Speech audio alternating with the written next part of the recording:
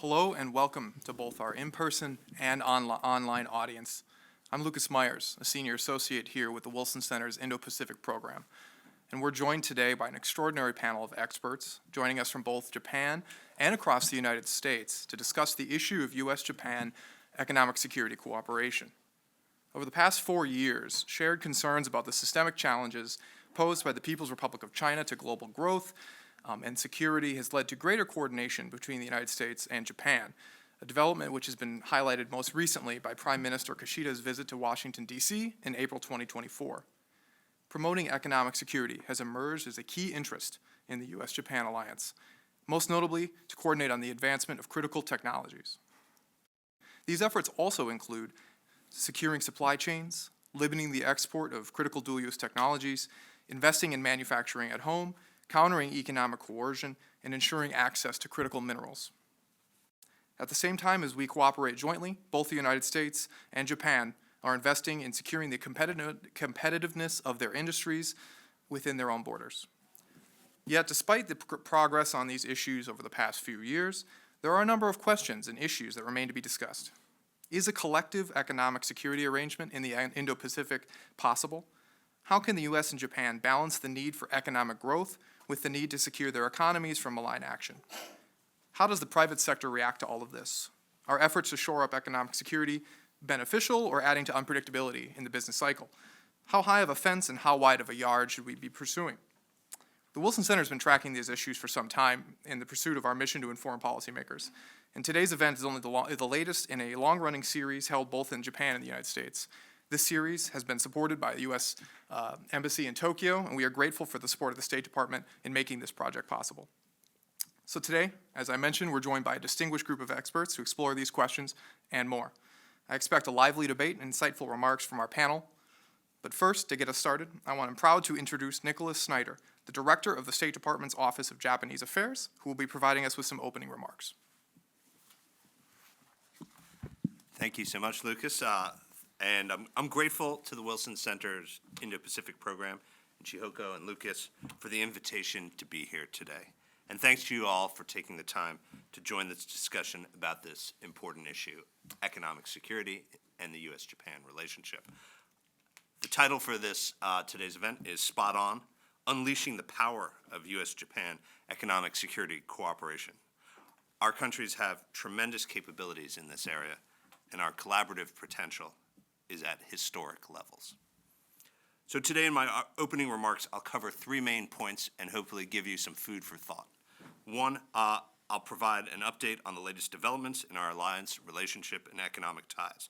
Second, I'll highlight our economic security cooperation bilaterally and with the G7. And third, a brief assessment of next steps in our bilateral collaboration on economic security. So first, the U.S.-Japan alliance, which serves as the cornerstone of peace, security, and prosperity in the Indo-Pacific and across the world for over 7 decades, has never been stronger. We're really in a golden age, and we'll see that this Sunday and Monday in Tokyo when Secretary Blinken and Secretary Austin travel there for the 2+2 security meeting and also the Quad Foreign Ministers Ministerial. The American and Japanese people share deeply rooted values of defending freedom, championing economic and social opportunity and inclusion, upholding human rights, and promoting respect for the rule of law. Since the outset of the Biden-Harris administration, we have focused on reinvesting and reinvigorating our alliances. Nowhere has President Biden's strategy paid off more than in the Indo-Pacific, and especially with Japan. Our alliance and partnerships are integral to securing a free, open, prosperous, and resilient global order, and Japan has been in lockstep along the United States as we look to achieve our shared vision for the region and the world. Since President Biden and Prime Minister Kishida each took office in 2021, the 2 leaders have met nearly a dozen times. That's a pretty high statistics for world leaders meeting. Prime Minister Kishida's official visit with state dinner, I might add, in April of this year, highlighted the high ambition within our alliance across defense and security cooperation, as well as deepening our partnership on outer space, technology, economic investment, fighting climate change, and strengthening our people-to-people ties.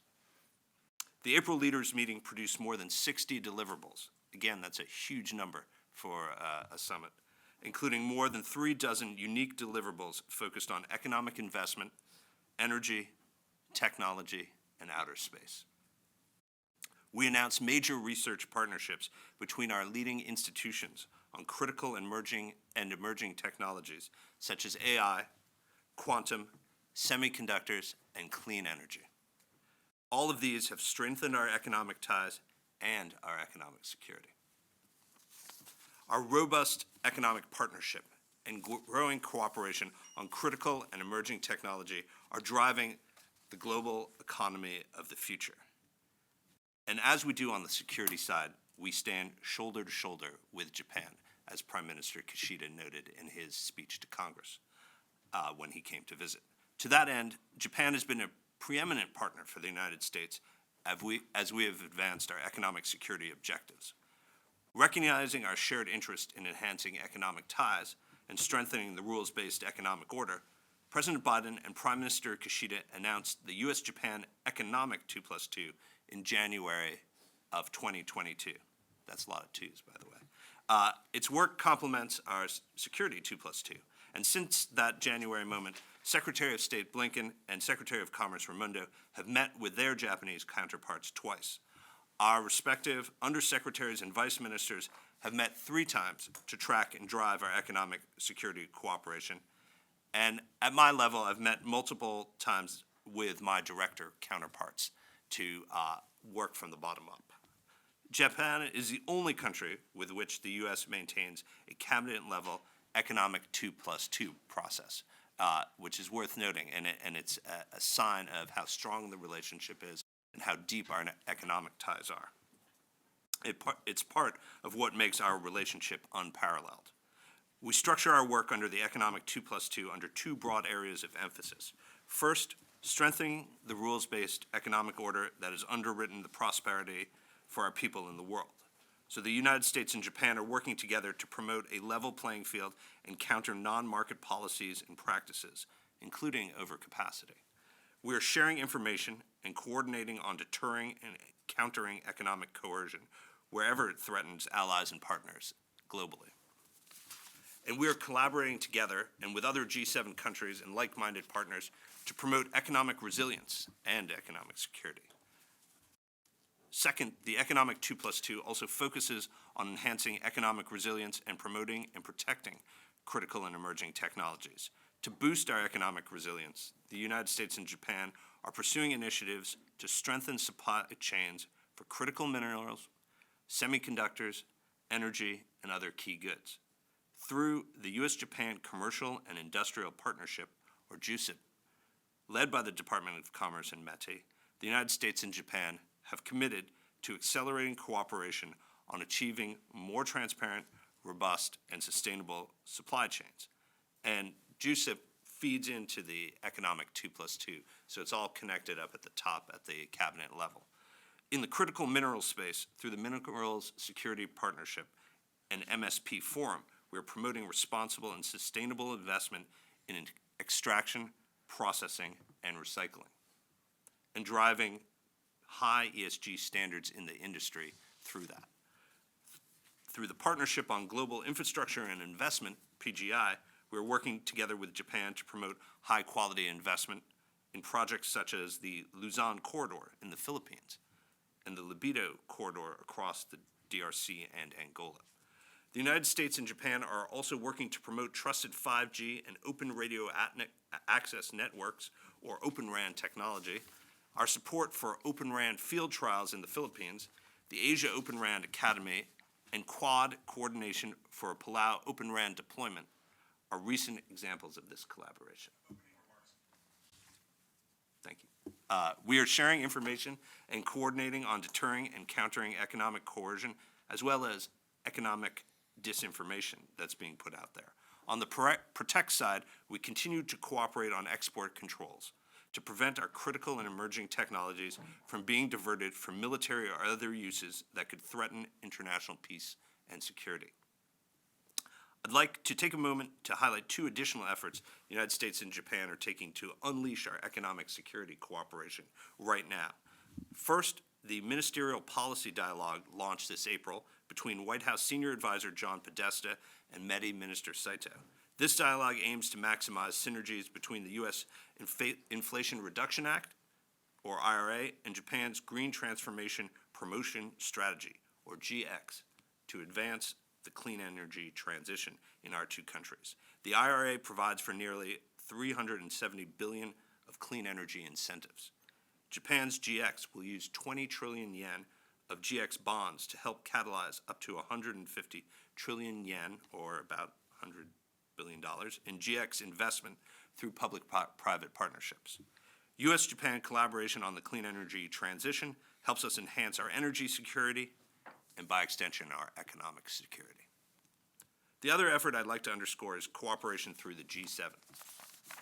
Japan's 2023 G7 presidency, which was really a watershed and great leadership by Japan, by the way, saw G7 leaders issue a landmark statement on economic resilience and economic security.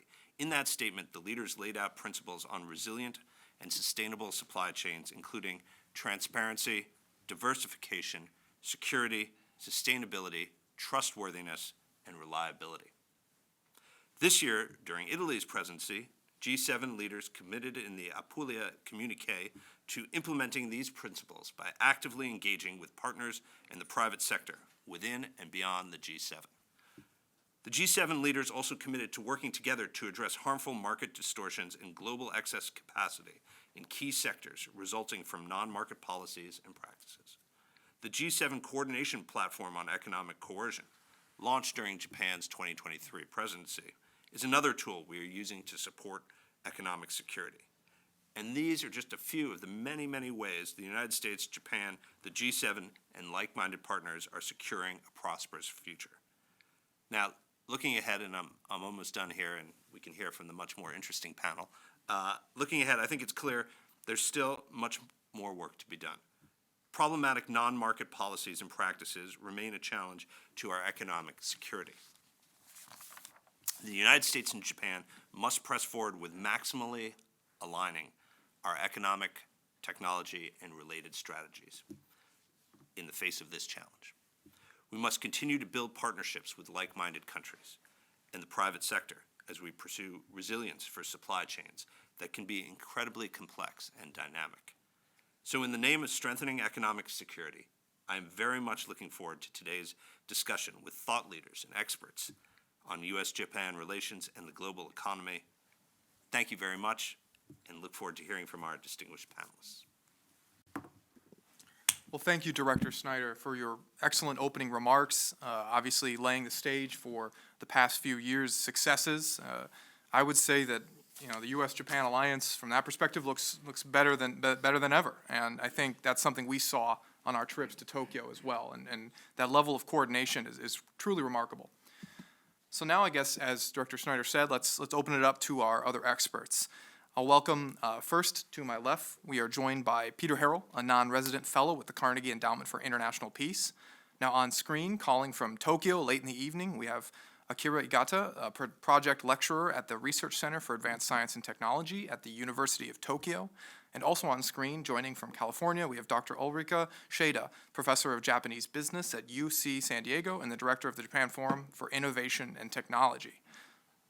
Mr. Harrell, we'll start with you.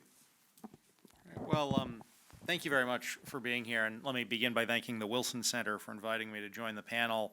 And it's great to be here speaking after Nicholas. I just get to opine on the world. He is taking time out of a day where he actually has to manage the U.S.-Japan relationship at a time where, having spent 6 years at the State Department earlier in my career, I know how busy it is for you right now in advance of a 2 cabinet-level official visit to Japan. So it really is, great to be here with you. Lucas, you had asked me to talk about, in the prep for this panel, the question of why are the U.S. and Japan and other countries de-risking from China, which is a big foundational question to U.S. policy, but one that I actually think often doesn't get analyzed in enough detail. A lot of the discussions I think we're in tend to skip over the why and go straight to the how are we going to de-risk in that sector, this sector, or that sector. I've now spent more than 15 years working on both U.S. economic policy and U.S. national security issues in government and out of government. And I think working on both the economic and the national security file gives you an interesting perspective on the why of de-risking, because I see de-risking is being driven by both economics and geopolitics. So when I speak to national security audiences, the geopolitical case for de-risking seems both obvious and predominant. We need to de-risk because China has become a geopolitical adversary. Beijing engages in cyber espionage. We worry it will invade Taiwan or attack the Philippines, or the conflict with Japan will flare up over the Senkaku Islands. The CCP is trying to steal our advanced technology, and it engages in economic coercion against American allies. So you have all these reasons why we need to de-risk our dependencies on China for critical materials and other critical products, and to limit China's access to our telecommunications and technology stacks. But when I speak to an economic audience, the economic case seems obvious, but somewhat different. To an economic audience, much of the argument about the reasons for de-risking from China is because in the years after China entered the WTO, the U.S. lost more than 2 million good manufacturing jobs to unfair Chinese competition. And today, both the U.S. and our allies face the threat of a second China shock that has the potential to hit automobiles, aviation, and other sectors that employ millions of workers across the U.S. and our G7 allies. And raising barriers to trade to respond to unfair Chinese economic practices both pushes back against those economic practices and protects our workers. Now, what's interesting about seeing these two different views of the why of de-risking is that I find the more one hews to an economic view, or the more one hews to a geopolitical view, you actually reach slightly different policy priorities in the de-risking you pursue. For example, while the Trump administration was focused on China as a national security threat, I think Trump himself was more focused on the U.S.-China economic relationship. And that's why Trump imposed tariffs on 80% of the products that the U.S. imports from China, including a bunch of goods like clothing and furniture that are hard to see as strategically important.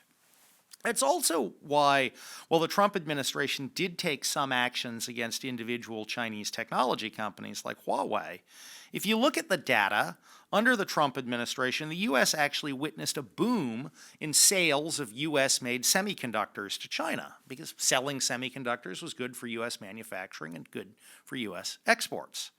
The Biden administration, by contrast, I think does see an economic challenge, particularly for the green economy manufacturing, but Biden has been much more focused on the geopolitical aspects of the competition. That's why Biden, for example, has cut off advanced U.S. semiconductor sales to China. He doesn't want China to get advanced technology from the U.S. that could have dual-use purposes, even if China's buying it from American companies. And Biden, conversely, has only very modestly increased tariffs beyond those he inherited from Trump, and those tariff increases were very narrowly targeted at a handful of strategically important sectors. I also think we're seeing this difference play out in the current U.S. presidential election. Take Chinese cars. Both Biden and Trump have made clear that they do not want the U.S. to import cars from China and are going to use tariffs and other tools to ensure that the U.S. doesn't import cars from China. The Biden administration, however, has also been skeptical of Chinese car companies opening up shop here in the U.S.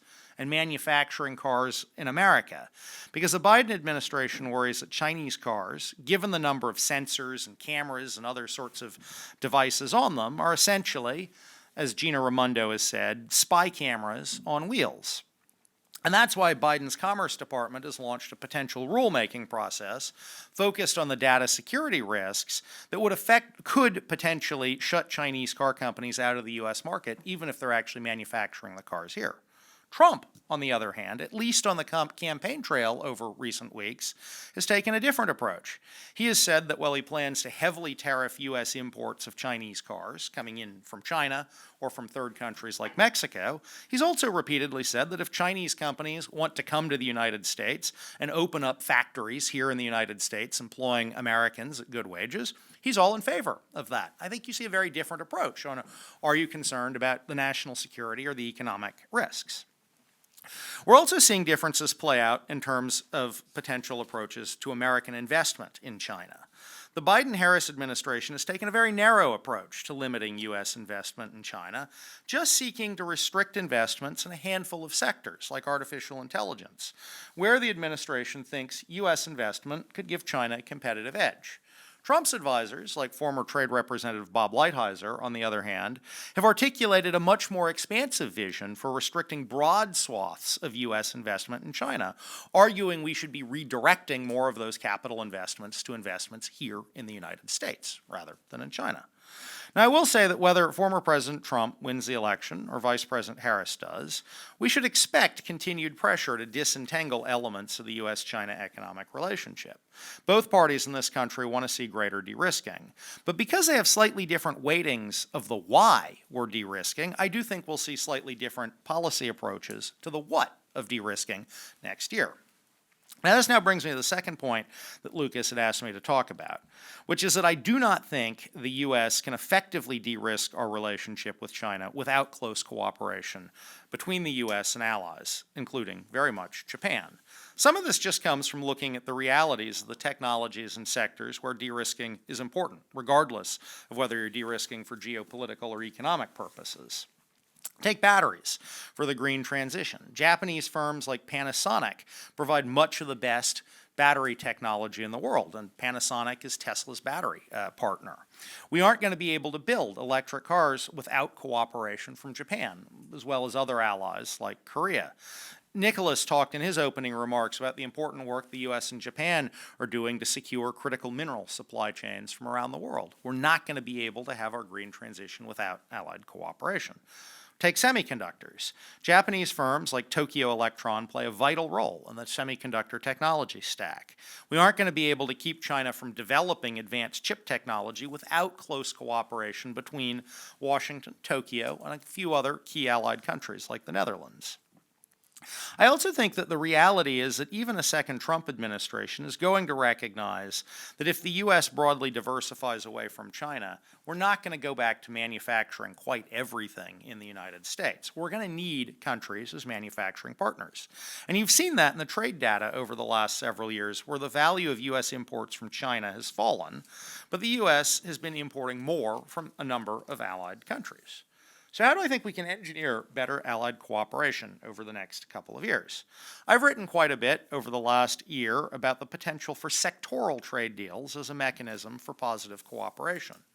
For those of you who follow trade, you know that much U.S. trade deal-making between the early 2000s and the Trump administration was comprehensive trade agreements like the U.S.-Korea agreement or the U.S.-Mexico-Canada agreement that covered most economic sectors.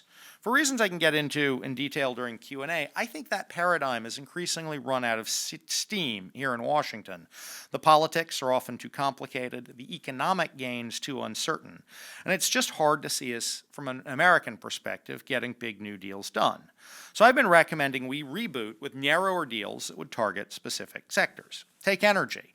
I think you could see a sectoral deal that would have like-minded countries align on both fossil fuels, like Japan's need for LNG as a bridge fuel to a decarbonized future, and on decarbonization policy, our shared commitment to hit our Paris climate goals of net zero emissions by 2050.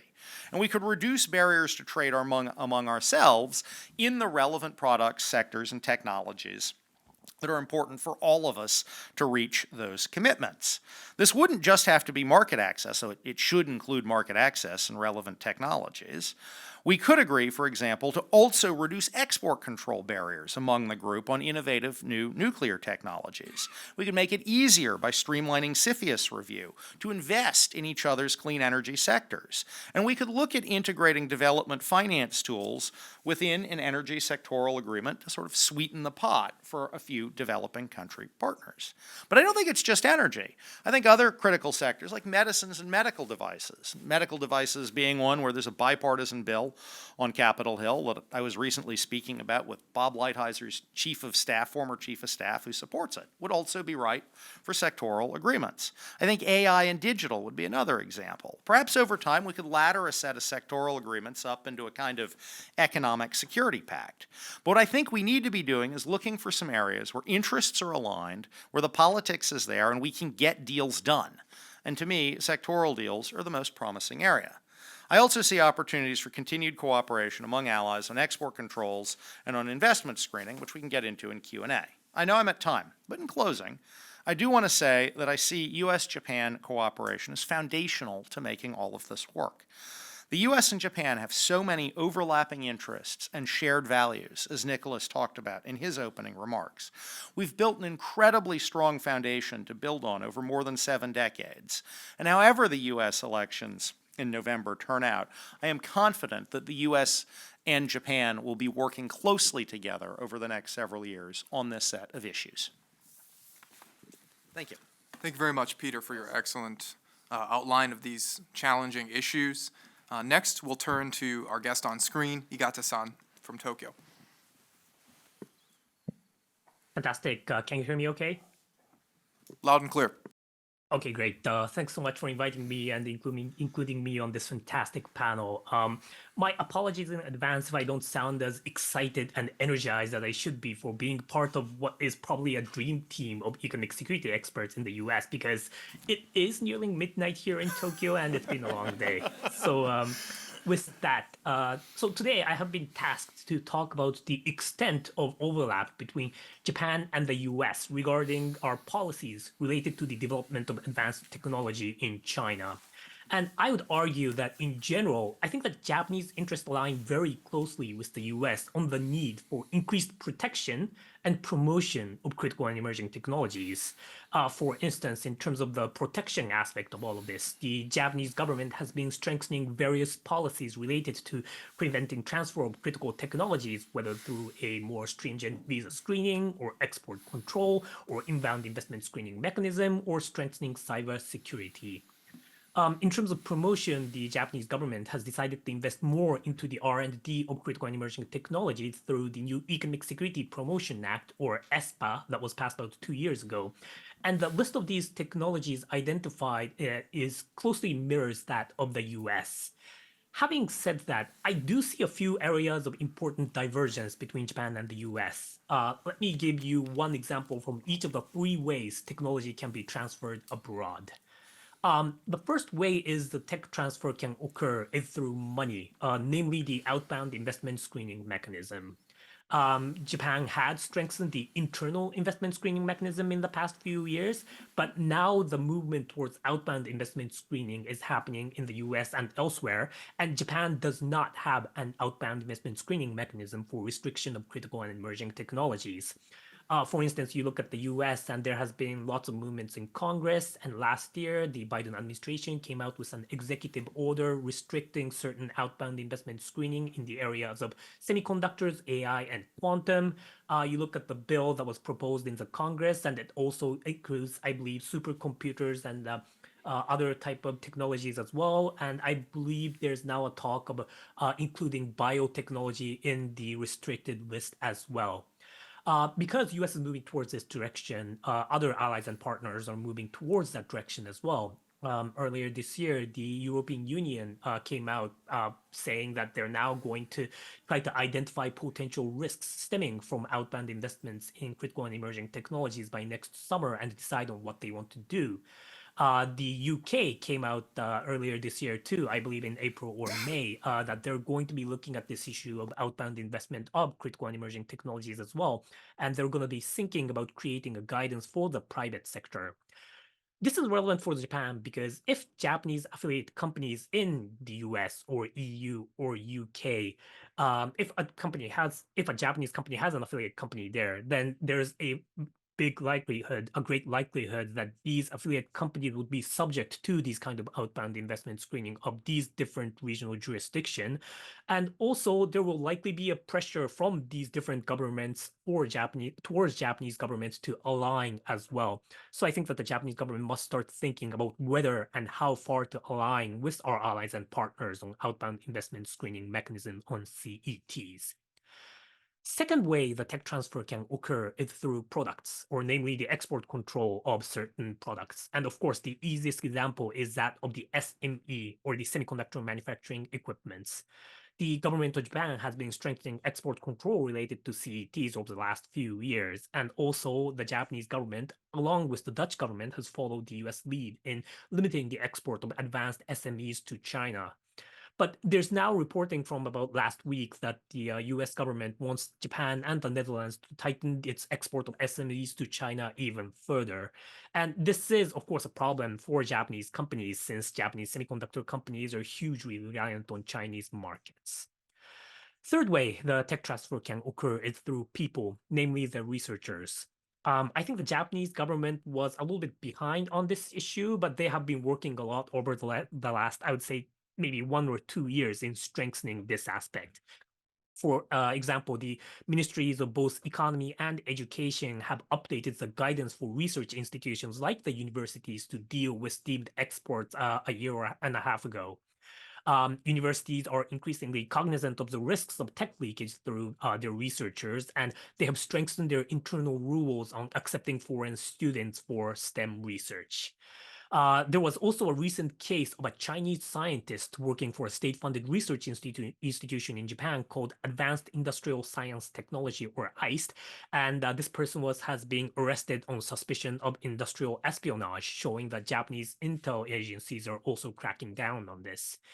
And of course, the newest development is during this diet session, there is now a new security clearance law on economic security issues, which would allow for the private sector and even researchers to be background checked by the Japanese government. Once again, having said that, Japanese research institutions, especially the graduate schools and university working on STEM fields, are heavily reliant on Chinese students. I am at a research institute within University of Tokyo called RCAST, or Research Center for Advanced Science and Technology, and about 95% of our faculty members are from the natural sciences.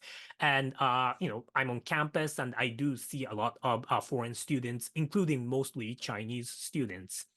So it would be hard to try and perhaps get the Japanese on board on the same page with the Americans and the perhaps other allies and partners on this restriction of researchers as well. And I've even heard argument among policymakers in Japan that if the Americans and the Europeans are strengthening its restriction of Chinese students, then perhaps we should try and capture these Chinese students, this Chinese brain drain from the US, if you will, so that Japan can increase its competitiveness in technologies.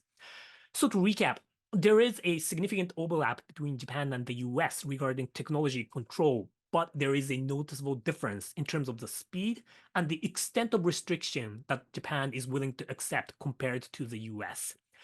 I would also argue that both countries are basically on the same page regarding the protection and promotion aspect of CETs, but I highly doubt that Japan is ready to actively curtail the development of Chinese technology development to the extent that the US government seems to be ready to do so. As such, I would argue that in order to unleash the power of not just Japan-US bilateral cooperation, but unilateral cooperation among like-minded partners on economic security issues, allies and like-minded partners should coordinate our responses. But this coordination shouldn't be seen as being forced by the US. I think that it's important for allies and partners like Japan to have a seat at the table in the discussion of how quickly and how far tech control should be implemented. And this is probably critical for the success of the unilateral cooperation on this issue. Because if you want to go fast, of course you should go alone. But to go far, we need to go together. I'm looking forward to the discussion. Thank you. Thank you, Akira. Now we will turn to Dr. Ulrika Schade. Thank you very much, and good morning from California. I am honored to have been invited to this fabulous panel.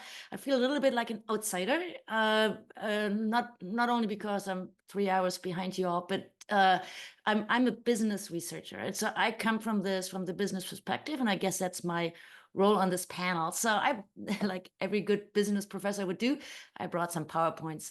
Let me share what I've prepared, and I hope the technology will be with us here. All right, so I want to make 3 points today on the business view on economic security. And I want to remind us first about established research and business strategy frameworks on dependencies.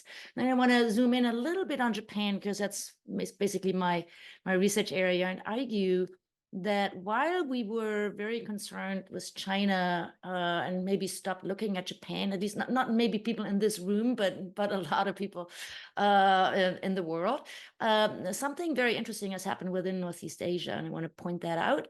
And I'm going to end on what Lucas asked me to do really, is talk about whether economic security can be viewed as innovation policy, and argue that may be, in some cases, absolutely yes, and in others, maybe not so much. So let me start with this. I have a few PowerPoints here that basically make one point, and that is that resource dependence theory is nothing new, right? So the first models were developed by Pfeffer and Zalansik in 1978 in business schools. In economics, Oliver Williamson wrote about this in 1973. And I'm not even going to mention Michael Porter, 1980 competitive advantage, sort of all of this is about dependencies. And so this is a huge slide, but basically it's very simple. If you build it yourself, you have control and you're not dependent. And if you outsource, you're resource dependent, especially there's a whole complication about asset specificity.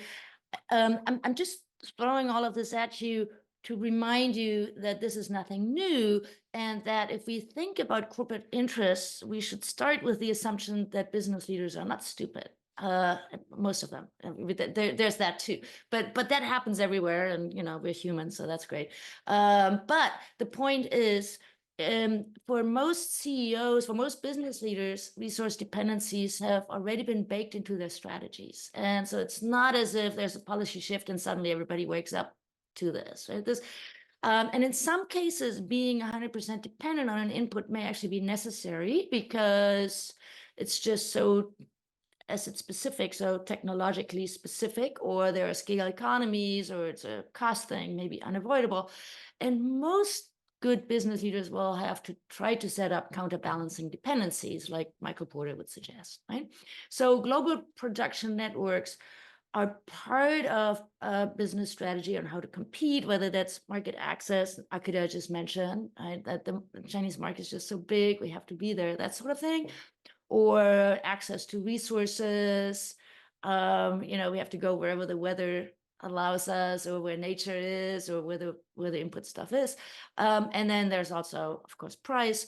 So a sudden shift in these parameters due to a policy shift is complicated and usually negative. And of course, decoupling, derisking is just a huge shock, for lack of a stronger word, for business, right? So when all of this started, especially in Asia, there's a lot of what just happened. They pulled the rug from under us.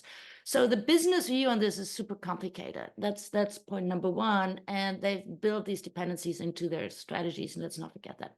All right, let me zoom in on Japan real quick. So I've written a book about this, and no need to read the whole book. I'll give you the one slide that's important in this context, which is this. So this is a global supply chain. Let me see whether I can, yep, here's a, so here's a supply chain. Globalization means that what used to be made within one company or within one country is now dispersed around the globe. And I want to overlay this with what in Asia is known as the smile curve. This was actually first pointed out by a CEO of Acer in Taiwan in the late 1990s. Namely, what he's drawing here on it, he did this in a apparently, allegedly on a napkin in some restaurant.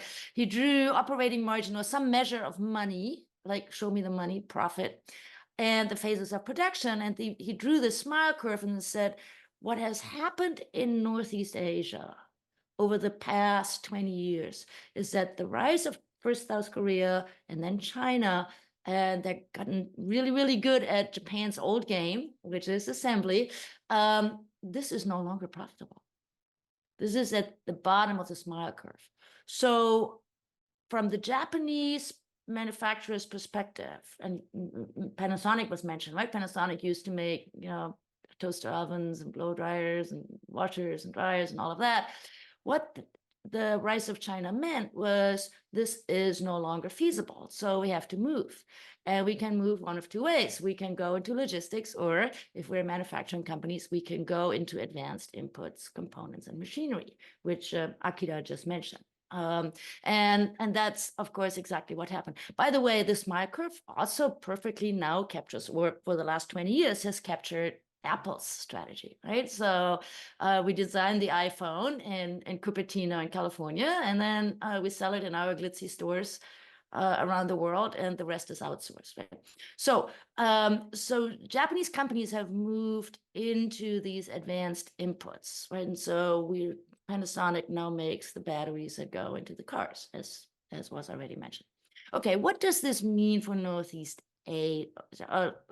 So this transformation of Japan, this kind of Japan inside, moving upstream, has happened since roughly 2005. And that's why we don't see Japanese labels on consumer end products so much anymore. But if there were a sticker, Japan inside, on whatever you're looking at right now, any screen or the car you're driving, there would be a lot of Japan inside. Right? Okay, so what that has done to Northeast Asia, these data are pre-COVID. They wouldn't be particularly different. And Peter already mentioned trade data previously. But anyway, so basically what the data in 2018 showed, and I'm sure this is true still, is that the trade between Japan and China is roughly even. So at the time it was $180 billion going one way or the other, depending on exchange rates. But Japan and China are somewhat even in terms of the dollar amount of trade. But South Korea and Taiwan have a trade deficit with Japan. And China has a trade deficit with South Korea and Taiwan. And what that is this Japan as the quiet technology anchor of the trade in Northeast Asia. And that is actually pretty balanced. And so now come these complications about de-risking and decoupling and so forth. And for a lot of Japanese companies, this is a huge problem. I want to throw one more thing in there that has been alluded to, but not really talked about.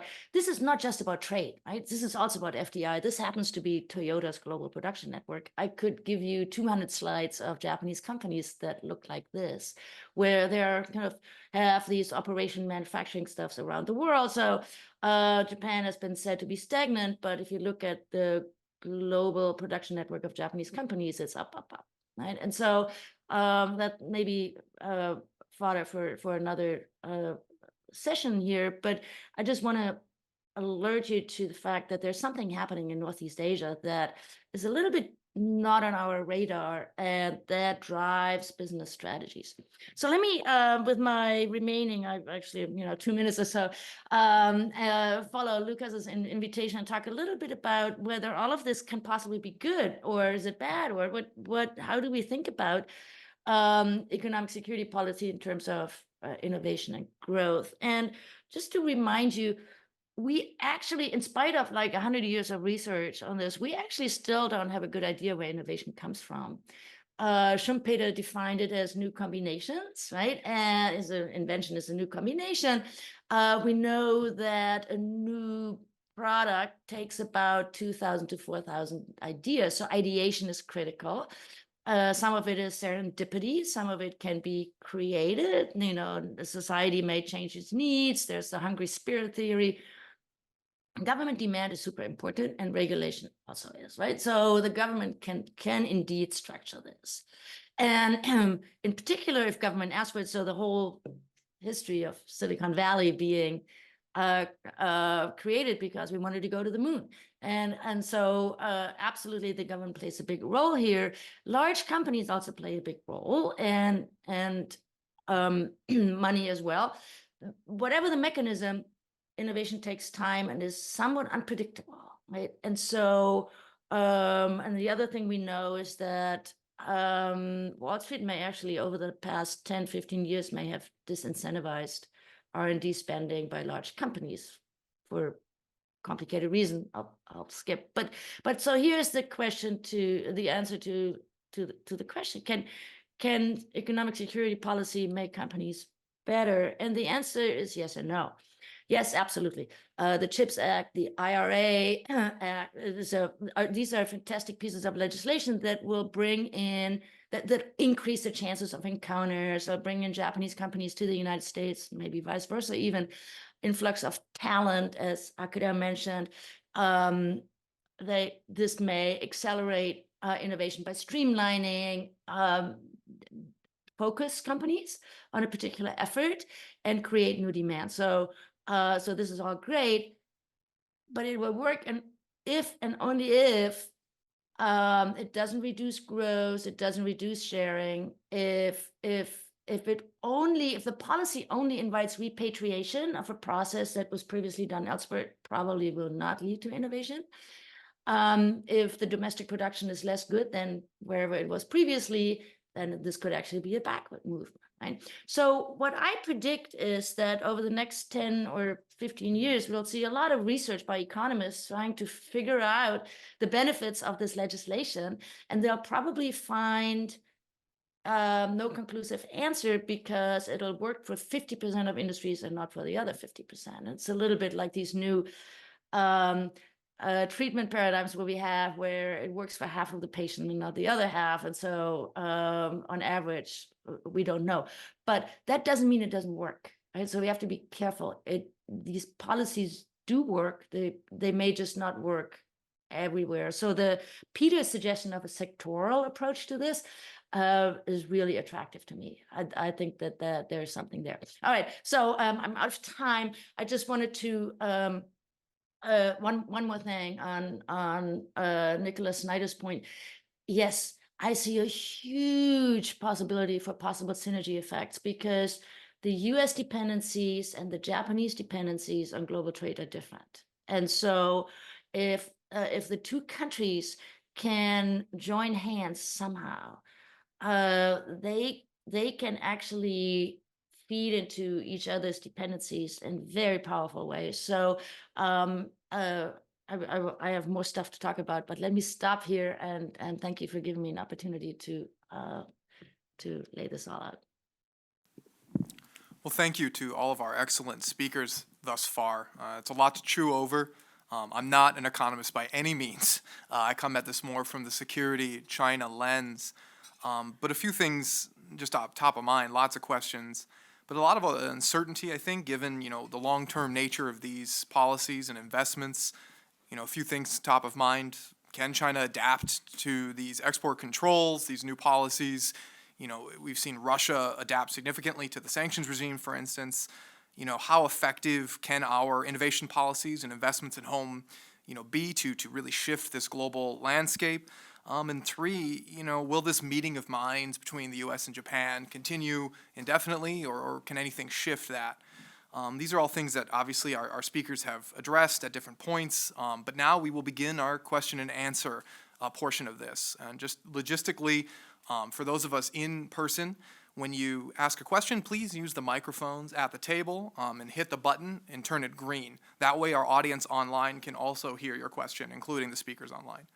But first, I'm going to take the moderator's prerogative and raise something that's been touched on in all three presentations, but not quite directly, the role of the Global South. We've talked predominantly about China, Japan, and the United States, but obviously much of this manufacturing shift is moving to, say, Southeast Asia or Mexico, but there's a lot of complexity here. Chinese firms are also pursuing investments there. They're attempting to gain influence, especially on the infrastructure side.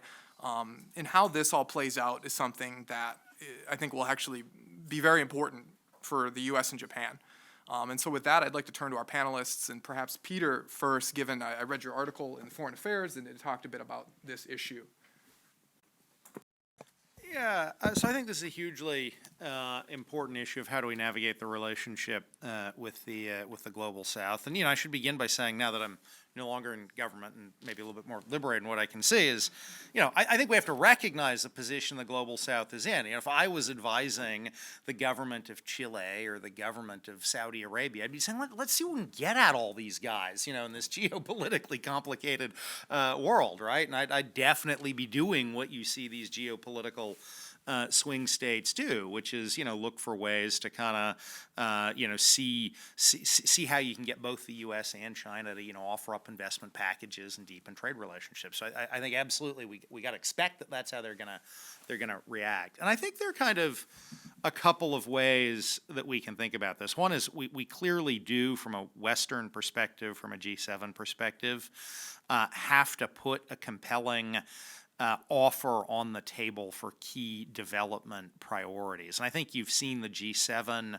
try to do this with the PGII, the Partnership for Global Infrastructure and Investment, to mobilize capital from the G7 to have major infrastructure development across the South. I think you've seen this from a U.S. perspective with IPEF and with APEP, where we also have an IPEF, obviously, key leadership from Japan and other high-income countries.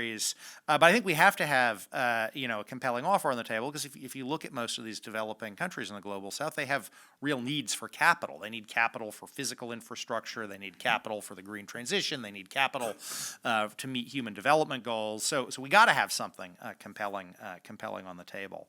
I also think we have to think through what is the model, and this is more of a midterm project, like what is the model we think is appropriate? It's not our place to say what's appropriate. What's the model we want to try to reach with these countries? And I sort of think about this, you can think about this in mining, and kind of is the model going to be, well, in a country like Chile, some mines will be Chinese sort of owned and controlled, and some mines will be sort of Western owned and controlled, right? And that's one model you can sort of see. And I think that's a model that's kind of evolving. Or actually, do we want to try to use law and legal agreements as part of our model, right? So, for example, you could picture, at least conceptually, a scenario where, a country like a Chile, maybe majority of the mines are Chinese controlled, but you have sort of a governmental agreement that the product of those mines will be made available on market terms, including to Western buyers. And I think we have to think about the interrelation of these things, because on the one hand, if we're willing to put enough money on the table, we can probably win a competition where it is more sort of the battle for dollars. We're trying to put more dollars into the economy than the Chinese are. On the other hand, if we're not going to put the dollars on the table, we're going to have to think more creatively about legal tools and diplomatic tools and other tools to create access to resources and to build partnerships with these third countries, even if China is doing a majority of the actual dollar investment. Thank you very much. Unless anyone else has a two-finger from the panel. I'll just respond from the government side, and you can see, because I'm wearing the tie and no one else is, that I'm from the government. We spend actually a lot of time talking with Japan about the global South, and we very much hear and sense how they feel sort of battered and pulled in this global competition. And I think we spend a lot of time talking about the difference between cheap and quick investment versus quality and long-term investment. And I want to point to two recent examples. The first one, at the same time when Prime Minister Kishida came to the United States in April, we had right following that, a summit between Japan, Philippines, and the United States. And we announced several things for the Philippines, including with PGI, something called the Luzon Corridor to develop better infrastructure in the north and south of the Philippines, and also workforce capacity, increasing that in the tech industry, which is really welcomed. And these are the kind of initiatives that big government economies that are open like the US and Japan can do. And it's part of our mini-lateralism, the way we're working together, not just with the G7 and the OECD, but with other groupings. And South Korea, Japan, trilat ever since Camp David last year in August has been pretty exceptional. We've had 64 meetings since then, trilaterally. So there's a lot of work being done there. And I also want to point out, just to respond to Peter's point, that it is difficult when you have state-directed funds that move quickly versus a democracy like the U.S. and Japan. There's a great example in Costa Rica where they decided to go with not with Huawei but other providers, and they liked that decision so much that they decided to host their own regional conference on their own and bring in leaders from Latin America and tell them about the benefits of going with a different choice. That's what we like to see, I think, is we can lead the way, we can point the direction, but ultimately these countries are going to have to make smart choices. And hopefully we can help them together. Japan has a different relation with the global south than the U.S. does, and working together, we can hopefully make the case. Thanks. A long two-finger. Sorry. Well, thank you very much. Ulrika, Akira, you have Akira? So maybe quickly 2 points regarding the role of the global south. I think first it really depends on which regions or countries we are looking at, of course. But I recently hosted an international symposium on economic security with experts from different countries around the world, and it really struck me how a Brazilian diplomat talked about how economic security is simply not a thing there yet. But he did say that that doesn't mean that there's no role for the global south to play in economic security issues. And one of the issues that was mentioned was that the global south can be the user of these critical and emerging technologies, right? They have various problems that can be solved by using CETs. And whether that CET is going to be provided by China or from us is probably the critical thing that we have to be thinking about. For instance, I was also in a different conference in Southeast Asia, and there was someone from the Philippines talking about how they needed to increase maritime domain awareness for obvious reasons. And for that, they need various critical emerging technology applied products, right? Drone technologies, AUVs, imaging analysis using artificial intelligence, and so on. So there's, I think, 2 ways that we can collaborate with the global south. And one is, of course, that any type of new technology that we develop that can be implemented into the society, we can actually sell to the Southeast Asians. So global south as a market. Also, the future is in the global south, right? All of the young researchers, workers, the young population is in the global south. So we can slowly work with them to try and engage in a proactive technology transfer with them. So those are, I believe, the way we can work with the global south. Quickly on the point regarding providing alternative to China in general, I was in Georgia, not the state, but in the country about a month ago, and the big issue there during this conference was Port of Anaklia. I'm not sure how much this is being talked about in the US because it's not really talked about in Japan, but basically the idea is we have seen the port of Hambantota in Sri Lanka, port of Darwin in Australia, port of Piraeus in Greece, all of these areas where the country wanted to develop the ports. There were no other viable alternative, and Chinese companies ended up winning the bid. Exactly the same thing has happened in the port of Anaklia, and there were criticism from Georgians basically saying that, look, we thought we've learned this lesson, and why is it that when we open the box on who is going to be helping develop Anaklia, Chinese and consortium of China, Singapore companies was the only option available. So once again, this shows that we need to learn from our mistakes and really think about providing an alternative whenever there's a chance. But I'll just footnote this briefly. Yes, there's of course all kinds of in your area of work, and JICA and Japan doing infrastructure projects and so forth. On the private business side, another thing that has been overlooked over the last 20 years is the enormous investments by Japanese private companies in Southeast Asia. It's really, I mean, whether that's banking or manufacturing or there's a whole production network and coexistence, happy coexistence in Southeast Asia with Japanese companies. And I think that is going to be very important as we go forward in terms of balancing the interests in the region. So it's not just the government. There's a private business initiative there that I think is really important in this discussion. So thank you for asking about the Global South.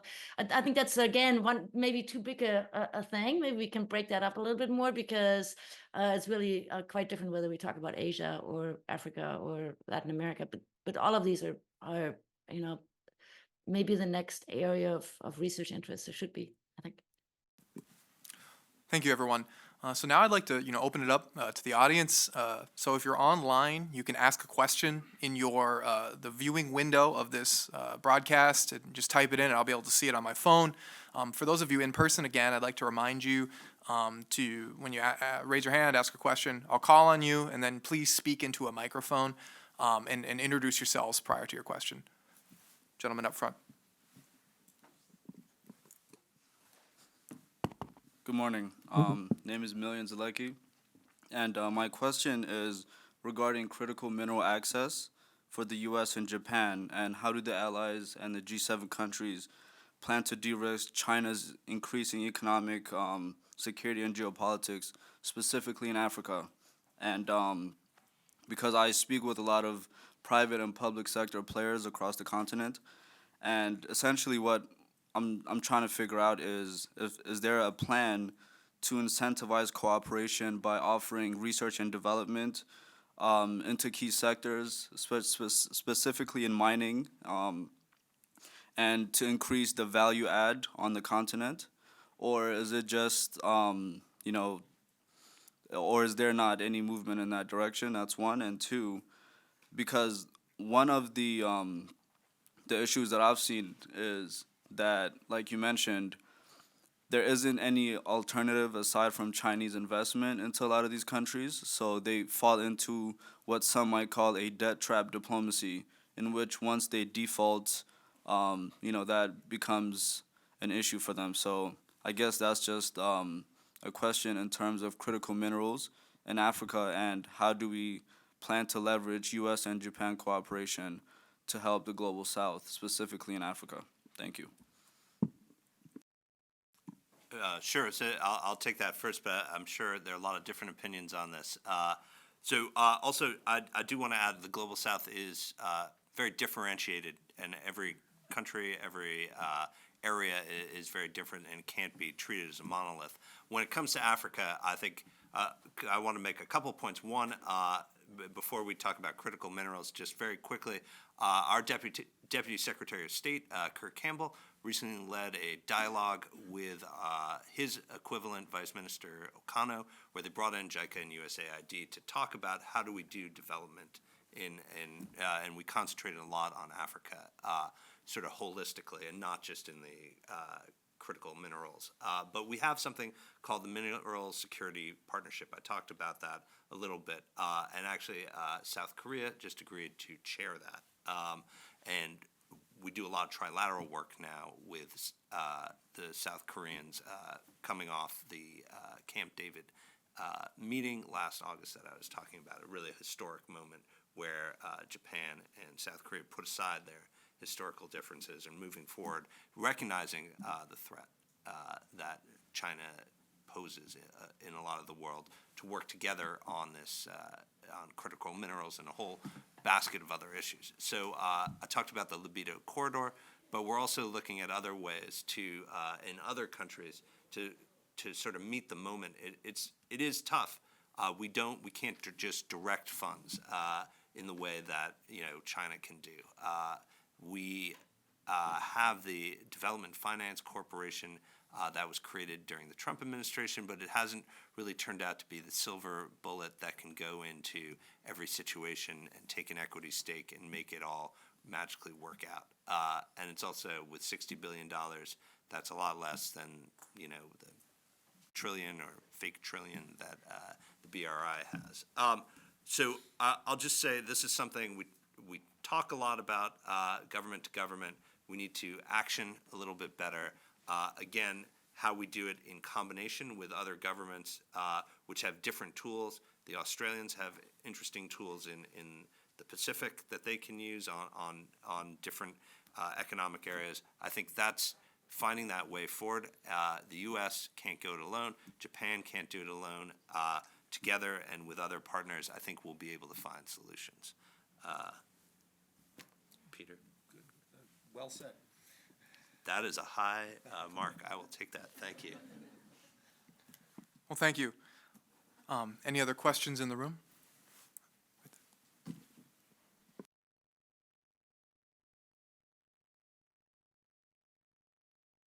Can you hear me okay? Yes. Robert Delaney from the South China Morning Post. Just a quick question on the subject of the endorsement of taking a more sectoral approach to trade deals as opposed to the comprehensive ones.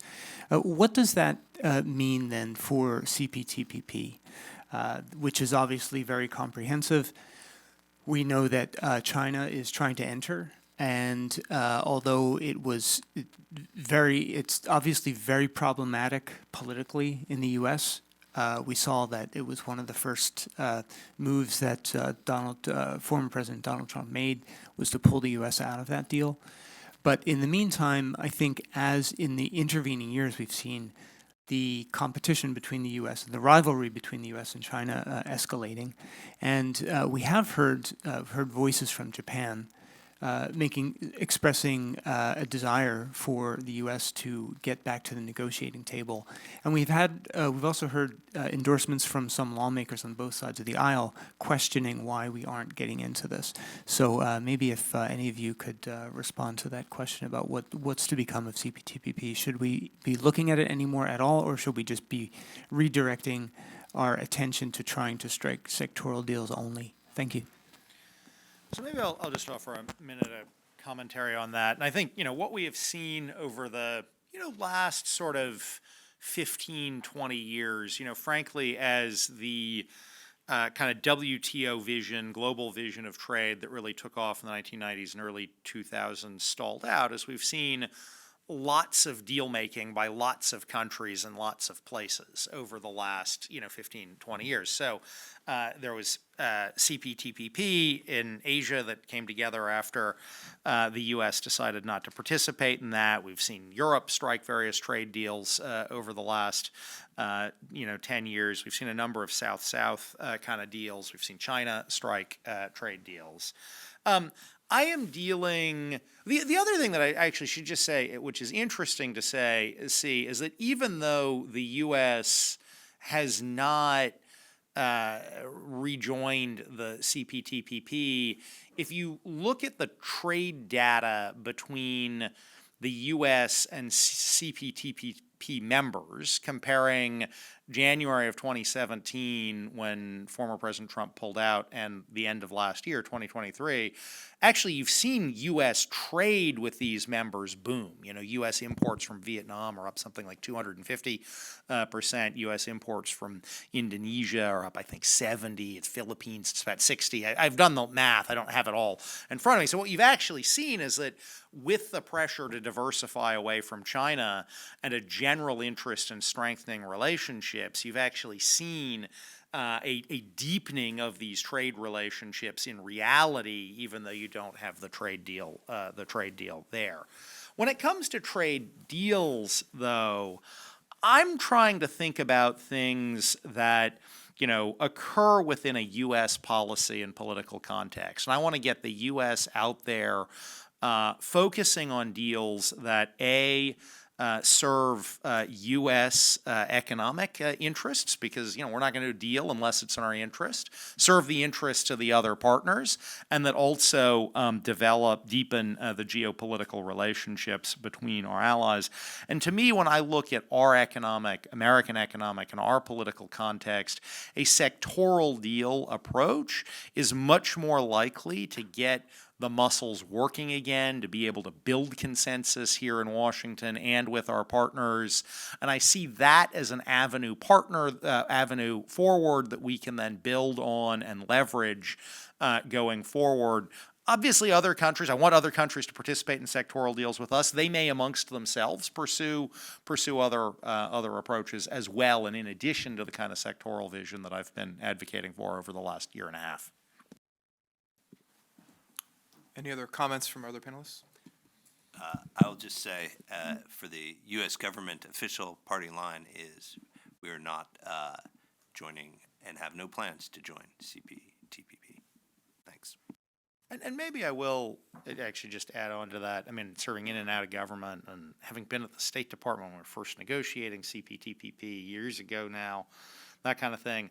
I actually do think, just being honest sort of with our Japanese friends and other friends out in Asia who might be listening, I think we should focus on a set of deals that don't involve going back into the CPTPP, because I think if you're holding out for the U.S. to go back into the CPTPP, regardless of any merits or demerits of that, the practical reality is we're not likely to do that in the next number of years, and it actually is stalling our ability to find a positive agenda in other trade areas when we continue to have this debate about CPTPP. Actually, right up front. Thank you. Hello, can everyone hear me? All right. Hi, my name's Kristen. I am an intern here at the Wilson Center. I'm interning in the Serious Games Initiative. So I'm actually particularly interested in the private sector. Oh, I'm on the screen. Hi. I am particularly interested in the private sector and kind of how their stakes have weight on this conversation. My particular question is, do the interests of the game industry have any weight on some of the decisions that might be made here? Okay, that might seem like a little bit of a silly conversation to kind of have, but we see a lot of these technologies and materials, such as AI, quantum, semiconductors, virtual reality, that are being discussed in these conversations for military or medical contexts, being used a lot in personal computing. Personal computing in the entertainment industry drives the funding of a lot of innovations. I talk about the gaming industry in particular because of the current competitiveness and tension between US companies and Japanese companies, specifically between Microsoft and Sony. There's even been an issue regarding this and the market share between them brought up to Congress last year. Do you think that the private sector and their interests can drive some of the conversations, specifically the gaming industry? Any of our panelists guess- want to jump in? Yeah, Ulrika? Let me, I don't know, Peter, Nick, if you have anything in the room. Okay, so let me try to take that. First of all, I'm not a gamer, but it's a super interesting area, right? And there's one of these dual technologies that are clearly very important, so it's an excellent question. If I may, let me step away from that particular gaming industry and make a larger point, which is about nationalism and business strategy. I actually had a little thing on my last slide, but I ran out of time, so I'm going to use this opportunity to bring that back in. What's super interesting to me right now as a social scientist is this shift in the business stance. So those of us who are old enough to remember the US-Japan trade struggles, shall we call it, frictions, negotiations in the 1980s and 1990s, will remember that that was driven by business interest. A lot of this was American business wanted the USDR to flex its muscle and go to Japan and open Japanese markets so that Americans can sell stuff in Japan. And in those days, we were still thinking about what's good for General Motors is good for the United States and that sort of thing. And we don't have that anymore. That there are a lot of companies, not just Americans, this is true for Europe and Japan as well. A lot of companies think of themselves as global companies that just happen to be headquartered somewhere. And if that needs to change, then they can do that too.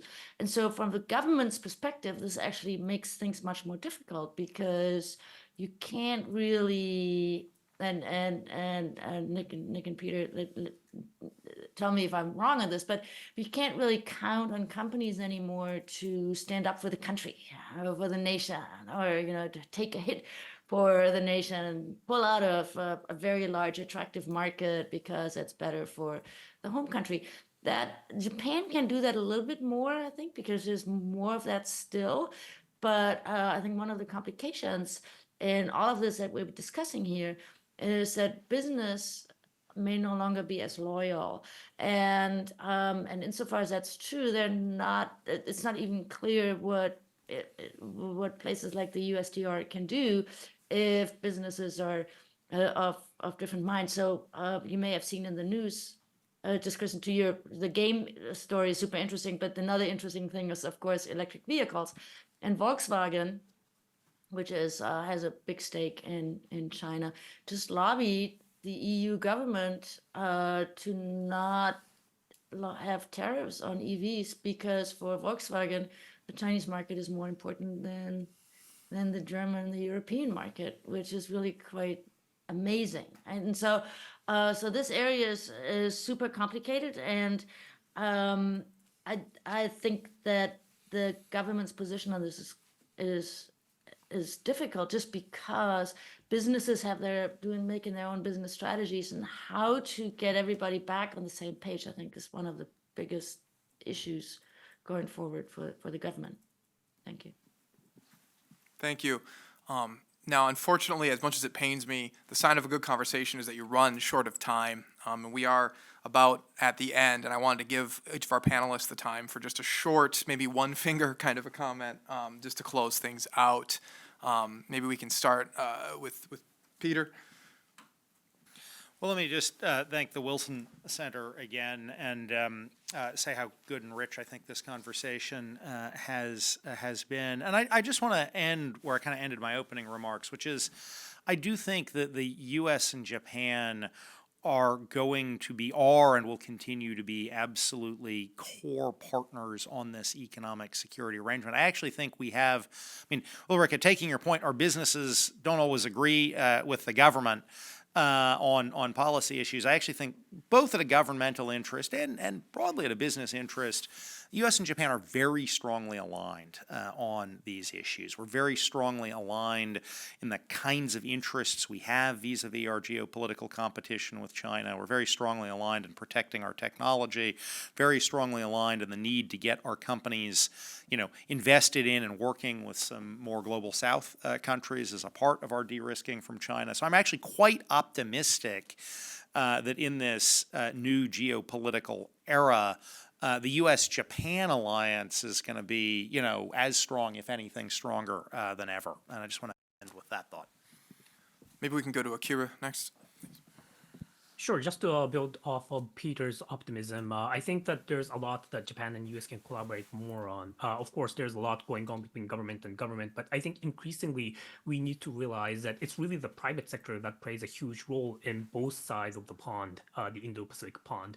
So I think I would like to see more coordination between not just Japan and US government to government discussions, but also bringing in the private sector of the Japanese companies and American companies working on these issues of supply chains and critical and emerging technologies and strategic goods and so on.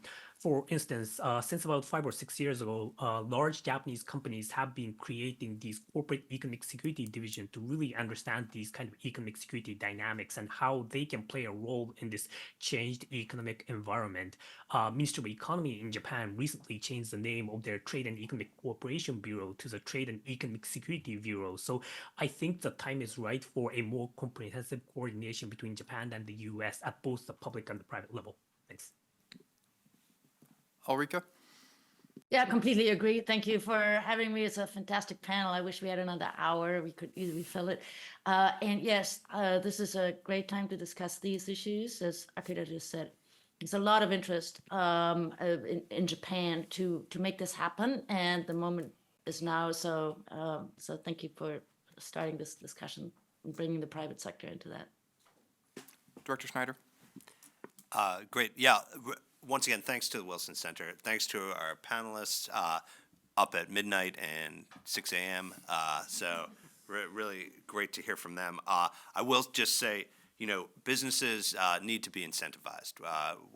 We're not working off of loyalty here. We're working off of making the business case and making the case for smart investments. I also was going to point out the new Economic Security Bureau in METI, and we're having conversations with them. It's a great sign, and just another sign of the way that the U.S.-Japan alliance, we see things eye to eye. while we're standing shoulder to shoulder. It's a great moment to be working on these, and we could not have a better partner in this than Japan. And I think you're going to see more and more interesting things come along in the months and years ahead, and that's sort of going to be bipartisan. Regardless of what happens in November, this cooperation and collaboration is not going to stop because I think we're very clear on what the problem is, and we're working through now how to address it. Thank you for giving me the opportunity to speak with you. And a huge thank you to all four of our speakers today. Big round of applause. Thank you.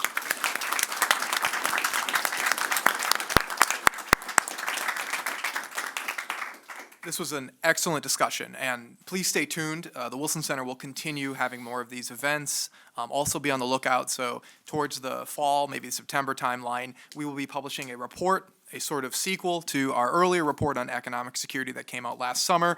So this is going to be a continuing area of interest for us, so stay tuned, and thank you from the Indo-Pacific program.